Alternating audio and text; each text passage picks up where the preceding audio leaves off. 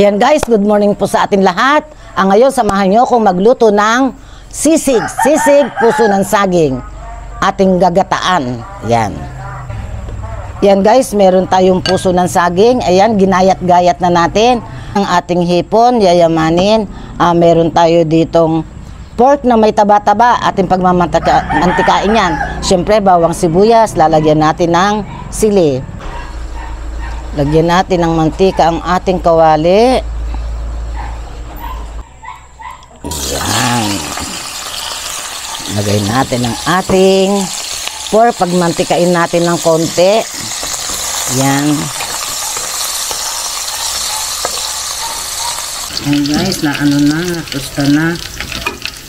Sunod natin ang bawang, pati sibuyas.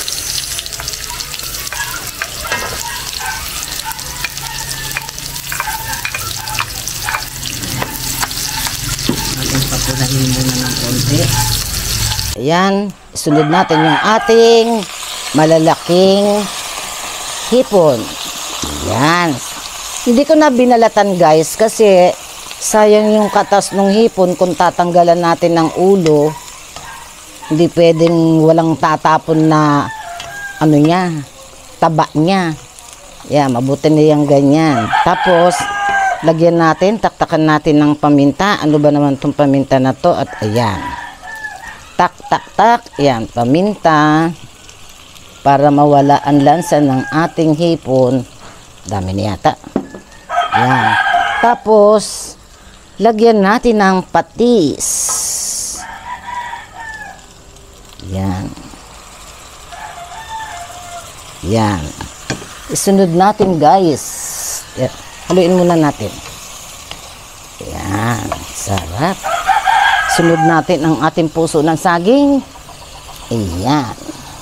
Dapat ito niluluto pag ano pag February, month of February. Kasi puso siya. Ayan.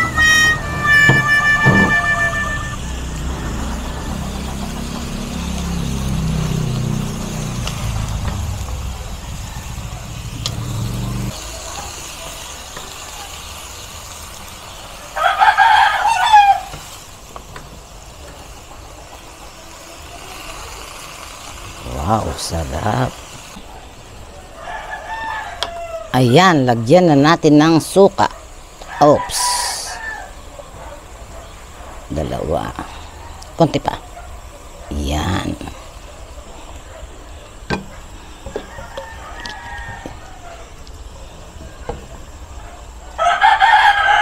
Dagdagan natin ng konting tubig. Ayan. Yan, hintayin natin kumulo ng kumulo hanggang sa lumambot ang ating puso ng saging. Yan. Ayan guys, kumukulo na. Tikman natin kung tama sa alat muna. Yan.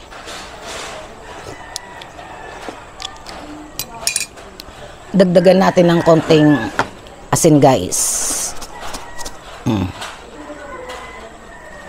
Yan.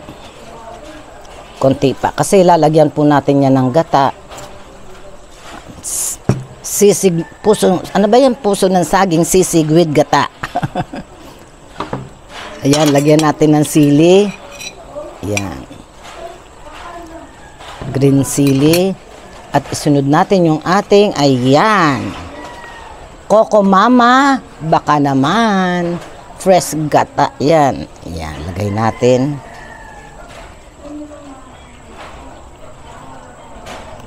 Haluin natin.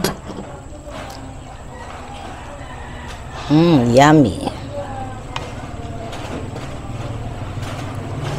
Tinanggal ko yung buto ng sili. Yung siling pamaksiw para hindi siya masyado maanghang. Yan. Pero nasa sa inyo yon, yung iba gustong-gustong maanghang yung ganitong gata. Yan. Pakilakas nga yung apoy. Yan. Para ano.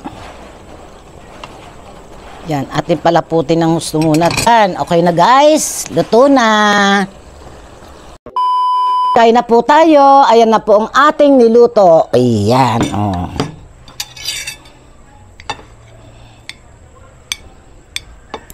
Yummy, yummy.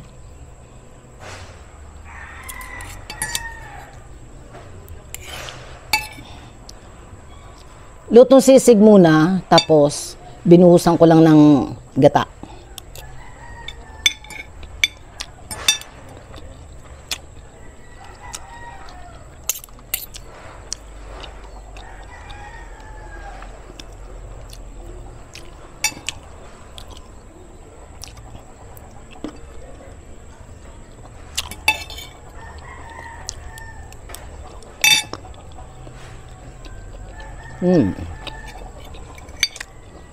Taba ng baboy.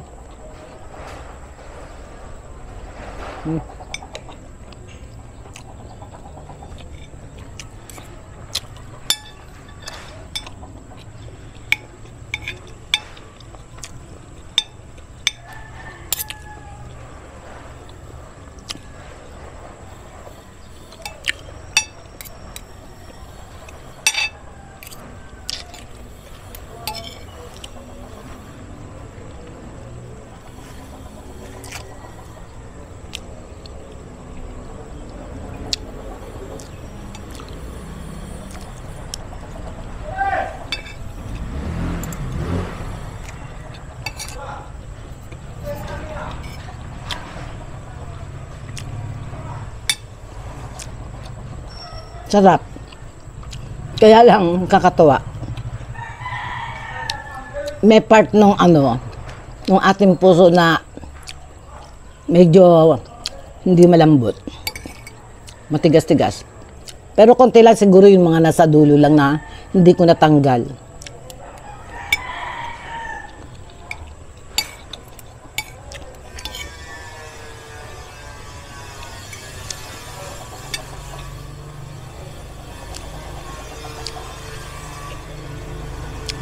Nakakainayang naman kasi laki-laki ng puso. Pag binalatan mo, kaparanggot na lang.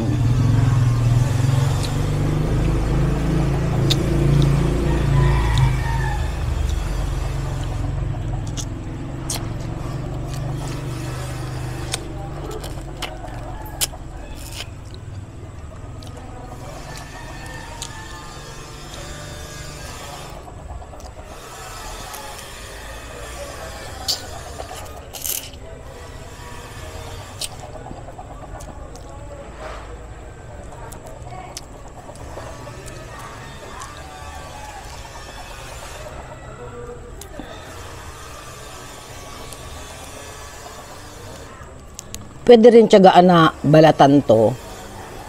Kaso sayang yung yung katas. Katulad niya, nasisip-sip ko yung pinakaulo niya.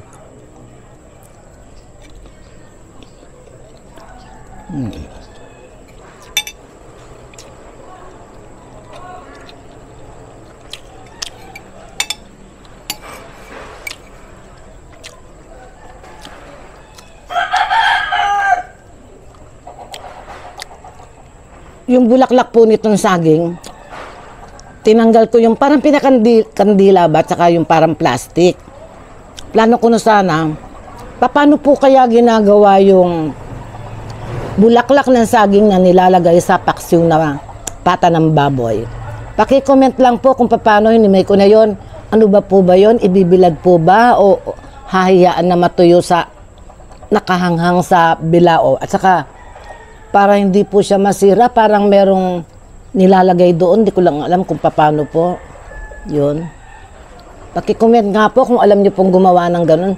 Sayang po kasi yung bulaklak ng saging. Tapos ang mahal pa naman pag bibili ka sa tindahan. Ang mahal ng bulaklak ng saging pag gusto mong magpaksiw ng pata ng baboy. Yun.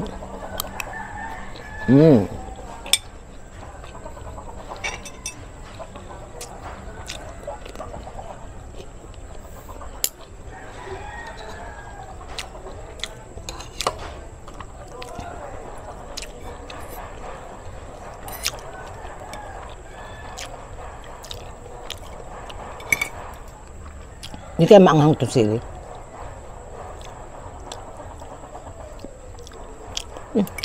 Medyo maanghang pa rin. Konti lang, isa lang. Ay, kalahati lang.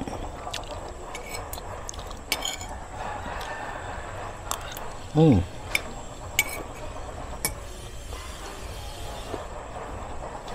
Mm. Anghang.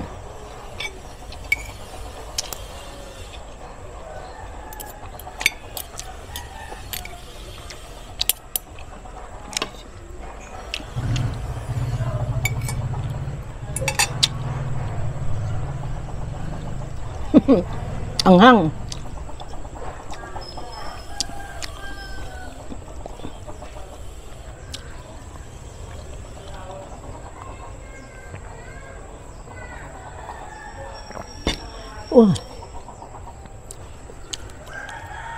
Pinagpawisan ako. Anghang.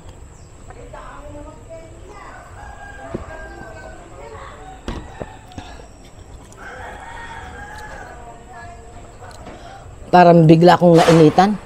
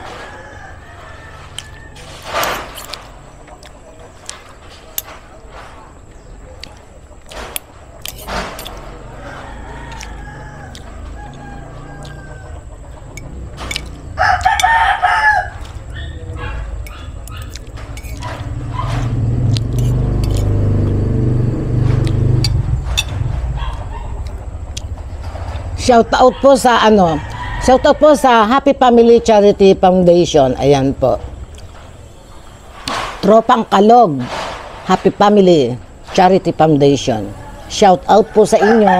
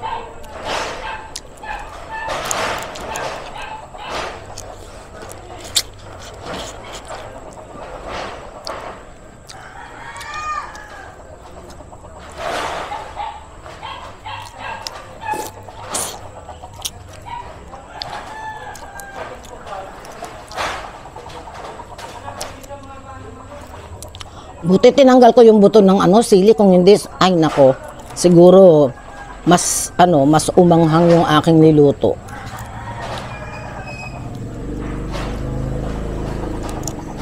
Ayoko pa naman ng sobrang anghang.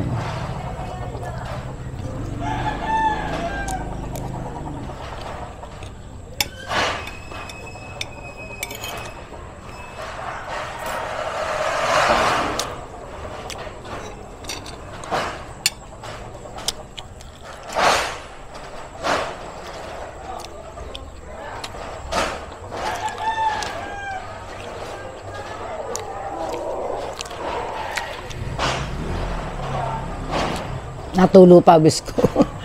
May pumatak sa ko, sa hita ko.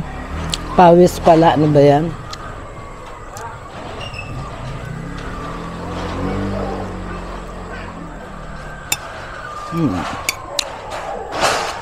Ang kanin ko bahaw.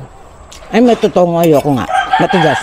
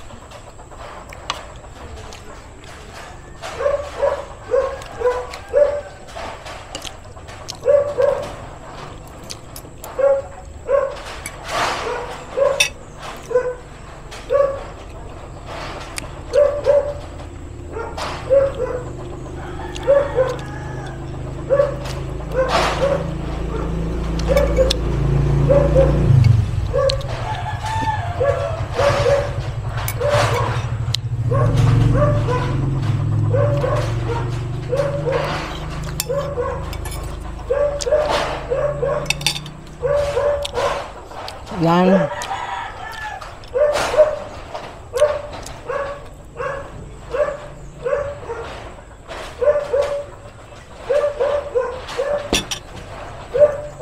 Pinagpawisan ako sa sarap ng niluto ko.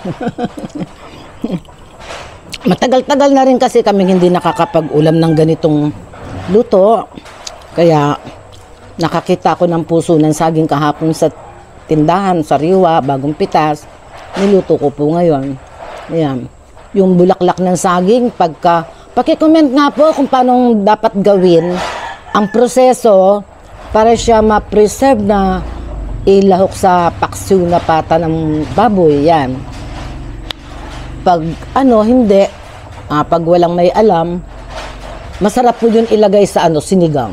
Sinigang na baboy, sinigang na manok, sinigang na isda. Pwede pong ilahok yun para yung sabaw ng ating sinigang maputi. Yan. Sige po. Hanggang dito na lamang po. Maraming salamat po sa lahat ng nabusog ako. Ng subscribers po. Maraming salamat po sa mga bagong subscriber dyan. Maraming salamat po sa ating 5K subscribers. Ayan. Bye-bye po. Thank you.